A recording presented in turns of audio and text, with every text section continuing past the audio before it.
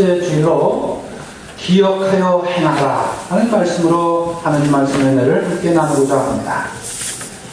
여러분의 머릿속에 기억되는 좋은 장면이 있으시죠? 어떤 것들이 좋게 기억되십니까? 아마 각자 다 다를 것입니다. 그리고 좋은 기억뿐만 아니라 가슴 아픈, 정말 또 때로는 가슴이 미어지는 그런 슬프고 아픈 기억도 아마 기억을 떠올리면 어김없이 이렇게 솟아나는, 떠오르는, 그래서 다시 마음이 좀 아파지는 그런 기억들도 가지고 계실 것입니다. 저는 오늘 신앙인으로서 우리가 기억해야 할 가장 소중하고 귀한 기억을 떠올리고자 합니다. 우리는 지금 이렇게 성찬례를 드리고 있습니다. 이 감사성 찬례 가운데 우리는 말씀의 전례와 더불어 항상 뒷부분에 가면은 성찬의 전례를 하게 되는데, 그 성찬의 전례의 가장 핵심은 바로 빵과 포도주입니다. 빵을 들어 올리면서 그렇게 말하죠. 이것은 너희를 위하여 주는 내 몸이니 나를 기억하여 이 예를 행하라 하고, 그렇게 주님의 말씀을 기억합니다. 그리고 다시 포도주를 들면서 이것은 너희를 위해 흘리는 새로운 계약의 피니 마실 때마다 나를 기억하여 이 예를 행하라. 그렇습니다. 고린도전서 11장 24절 이하의 말씀에 보면 바로 빵을 들 때나 포도주를 들 때에 예수님의 최후의 만찬을 통해서 주시는 기억하라, 기억하고 이해를 행하라 하는 말씀이죠. 자, 다시 한번 정리하면 예수님께서 무엇을 기록하라고 하셨는지, 뭐를 기억하라고 그랬죠? 빵을, 포도주를 기억하라고요. 네, 잘 보시면 빵을 기억하거나 포도주를 기억하라는 말 대신에 뭐라 그랬죠? 나를 기억하라 이렇게 했습니다. 나를 기억하라. 그렇습니다. 사실은 먼저 기억해야 할 것은 빵과 포도주, 맞습니다. 그런데 빵과 포도주의 매이면 안 됩니다. 빵과 포도주를 넘어서면 바로 거기에 우리의 주님 그리스도 예수가 계십니다. 그래서 바로 그분, 나라고 말씀하신 예수 그리스도를 기억하라는 것입니다. 그리고 그분의 삶을 기억하는 것이죠. 여러분, 예수님을 기억한다는 것은 바로 예수님의 삶을 기억하는 것이고 예수님의 복음의 말씀을 기억해내는 것입니다.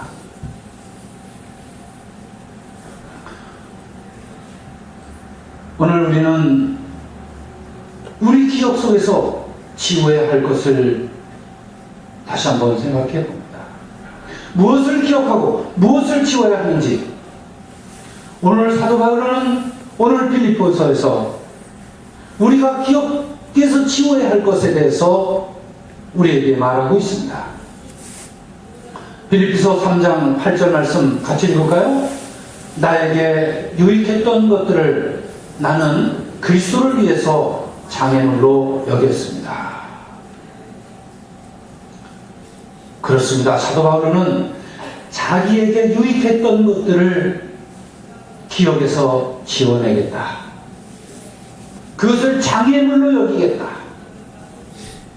그리고 다음 표현에 보면 그것을 쓰레기로 여겼다 라고 그렇게 표현하고 있습니다. 여러분, 바울에게 유익했던 것이 무엇일까요? 어떤 것이 유익했는데 그것을 장애물로 여기고 쓰레기로 여겨서 그것을 기억에서 지워버렸을까요? 우리가 잘 아는 대로 바울에게 유익했던 것은 자기 집안 가문이었습니다. 베냐민 지파의 사람으로서, 또 그리고 아버지가 엄청난 부자여서 갑부의 집 아들로서 바울에게 엄청난 유익한 것이었습니다. 뿐만 아니라 그 덕분에 그는 다르소라고 하는 곳에서 태어났지만 멀리 율법의 본 고향 예루살렘으로 유학을 하였습니다. 그리고 당대 최고의 스승이라고 불리던 가물리엘 문화에서 문화생이 되어서 학업을 하였고 율법을 배웠고 마침내 율법 박사가 되었습니다. 여러분, 박사 되면 우리에게 유익한 것이죠? 나에게 유익한 것이죠? 사도 바울은 이렇게 얘기하죠. 나는 만약에 율법을 잘 실천해서 구원을 얻는 거라면 나는 흠이 하나도 없는 완벽한 인간입니다. 그렇게 나는 바리새파 사람입니다. 나는 다른 사람들과는 구별된 사람입니다. 나는 세리와 같은 그런 사람이 아니라 나는 성별된 사람, 하나님이 택한 사람, 율법으로 완벽한 사람, 바리새파 사람입니다. 여러분, 혹시 이 사도 바울처럼 인간적으로, 세속적으로 이렇게 완벽한 사람 여기 계십니까? 계십니까? 제가 볼 때 이런 사람은 거의 보기 드뭅니다. 아마 몇십만 명, 몇백만 명 중에 한 명 있을까 말까 하는 아주 훌륭한 사람이에요. 이것이 나에게 유익했다고 정말 자랑할 만한 그런 사람 사도 바울입니다. 그런데 사도 바울은 그것을 기억해서 지워버렸습니다. 여러분, 바울 얘기를 하는 이유는 바로 신앙인으로서, 주님을 믿고 주님을 따라가는 한 사람으로서 우리에게도 나에게도 지울 것을 지워낼 수 있어야 한다는 그런 의도였겠죠. 대신에 사도 바울은 기억에 남길 것에 대해서 이야기하고 있습니다. 빌립보서 3장 7절 이하에서 그는 기억에 남길 것,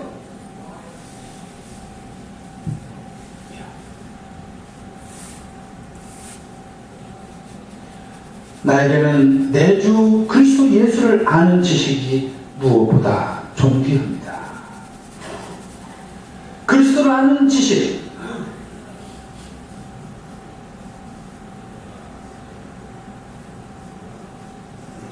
이것을 우리는 아남네시스라고 합니다. 헬라어로 아남네시스. 따라해볼까요? 아남네시스. 아남네시스. 네. 옛날에 아남 텔레비전이 있어서 그 생각을 하면서 좀 외우면 좀 외워질 것 같죠? 네. 아남네시스.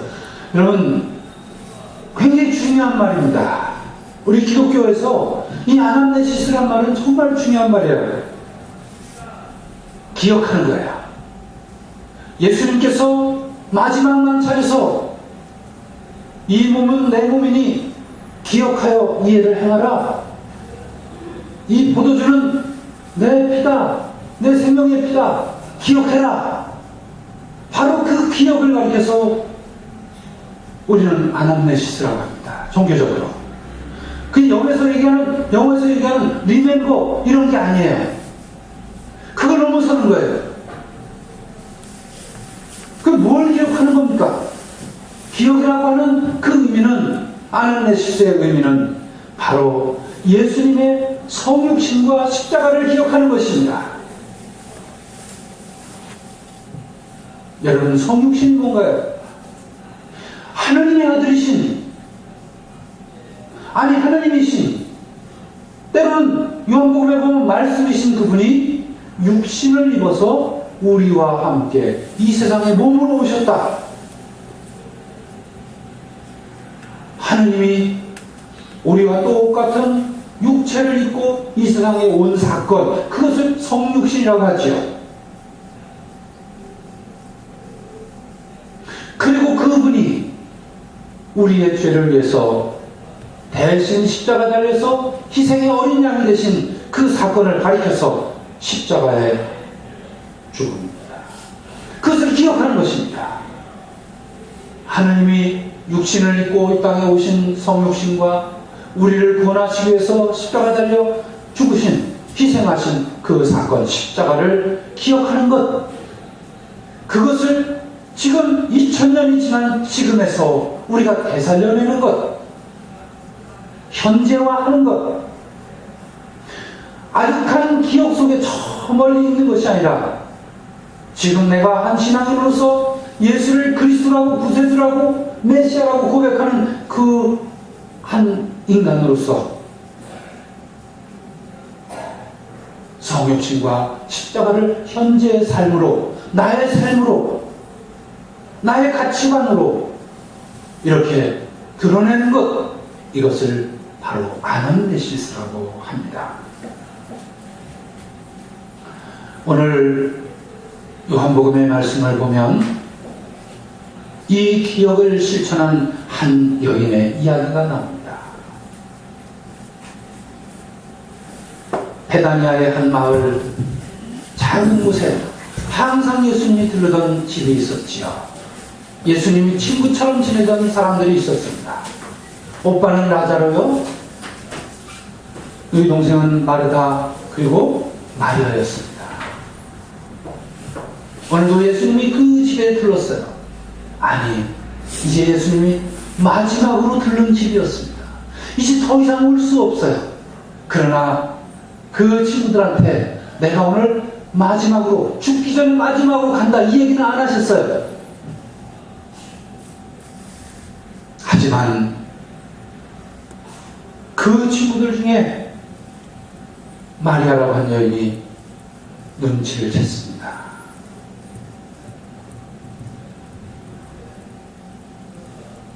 그리고는 말씀을 듣다가 자기가 그동안 시집가려고 모아놨던 향유, 옥합을 깨고 그 향유를 예수님의 발에다가 몽땅 부었습니다.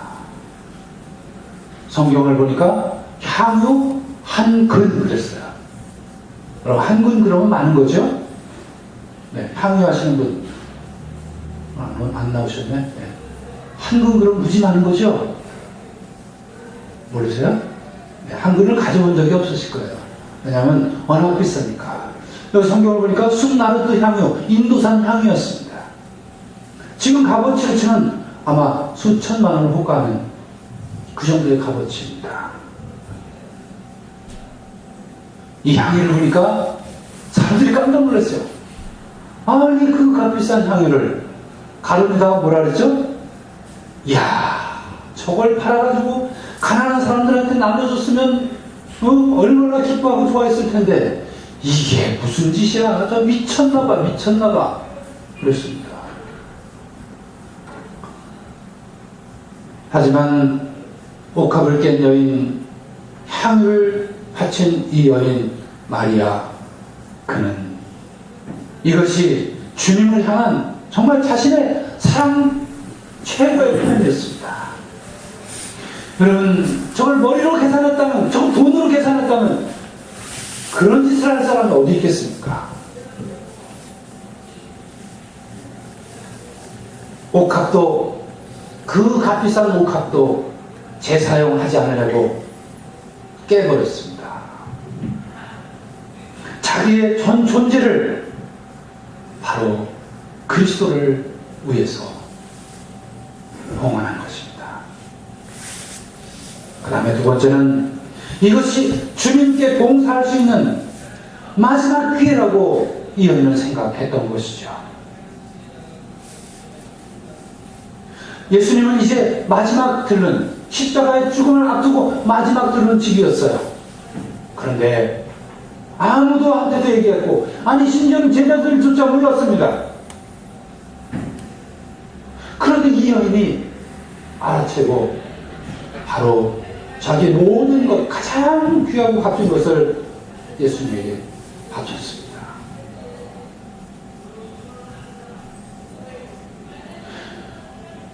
어떻게 마지막 기회에 있는지, 죽음을 맞은 마지막이었는지 어떻게 알았을까요? 그 여인이 그런 얘기를 안 했습니다. 그런데 예수님이 이렇게 말씀하시죠. 요한복음 10장 7절에서 이것은 내 장래일을 위하여 하는 일이니 이 여자에 참견하지 마라. 마르코복음 14장 8절에는 이 여인은 자기가 할 수 있는 일을 다 한 것이다. 다 한 것이다. 예수님께서 십자가에 달리실 때 마지막 가상 7원 7가지 말씀 중에 무슨 말씀이 있죠? 다 이루었다. 이 말씀을 이 여인이 실천하니까 바로 이 여인이 할 수 있는 일을 다 한 것이다. 그리고 예수님이 다 이루었다. 이 말씀은 일맥상통하고 있습니다. 이처럼 마리아는 기억을 실천한 것입니다. 아남네시스, 바로 예수님의 삶을, 예수님이 남기신, 예수님이 이 땅에 오신 그 목적을 이 여인이 모두 알아채고 바로 그렇게 행동을 한 것입니다. 그래서 그런지 예수님께서는 정말 이 여인을 위해서 엄청난 칭찬을 하였습니다. 복음과 관련된 최고의 칭찬입니다. 마르코복음 14장 9절 말씀이죠. 같이 읽겠습니다. 온 세상 어디든지 복음이 전해지는 곳마다 이 여자가 한 일도 알려져서 사람들이 기억하게 될 것이다. 여러분, 최고의 칭찬입니다. 예수님의 말씀, 생명의 말씀, 구원의 말씀, 복음의 말씀이 전해지는 곳마다 이 여인이 한 일, 이것이 길이 영원히 남아 전해질 것이다. 여러분, 이 여인의 헌신이 이렇게 값진 것이었다면, 이렇게 바로 예수님의 십자가의 그 구원의 그 대열에 이 여인이 알아채고 참여했다는 이 놀라운 사실, 이것을 예수님이 길이 기억되리라고 이렇게 말씀하고 있습니다. 사랑하는 교회 여러분, 우리가 해야 하는 기억은 예수님 빵과 포도주, 그리고 예수님의 온 전체의 삶을 기억하는 것입니다. 우리의 기억은 생명의 기억입니다. 우리의 기억은 구원의 기억입니다. 예수님께서는 이 기억을 실천하라, 기억하여 행하라 하셨습니다. 기억은 기억에 머물러서는 안 되는 것입니다. 생명의 기억은 그 기억을 실천하는 이에게, 바로 그 생명을 나누는 일에 함께 참여해야 하는 것입니다. 이제는 내가 옥합을 깨야 할 때입니다. 2000년 전에 마리아가 옥합을 깨었다면 이제 바로 이 순간, 이제 우리의 삶 가운데 이제 내가 그 가장 값비싼 것을, 가장 값진 것을 바로 하나님의 일을 위해서 깨야 할 때인 것입니다. 가진 것이 없다고요? 가진 것이 없는 분은 시간이 있습니다. 내가 나에게 주신 하나님의 달란트, 재능이 있습니다. 재능을 모르시는 분은 저에게 오십시오. 제가 그 재능을 가르쳐 드리겠습니다. 그 재능을 활용하십시오. 깨십시오. 온전히 바치십시오. 망설이지 마십시오. 아까워하지 마십시오. 그동안 나만을 위해서 혹은 나의 가족만 위해서 사용하던 옥합이라면 이제는 소금과 빛의 역할로 세상을 밝게 하라는 예수님의 말씀처럼 세상을 위해서, 교회를 위해서, 또 다른 사람을 위해서 그 옥합을 떼시기 바랍니다. 주님께서 우리의 헌신을 길이 기억하실 것입니다. 성부와 성자와 성령의 이름으로 말씀드렸습니다. 아멘.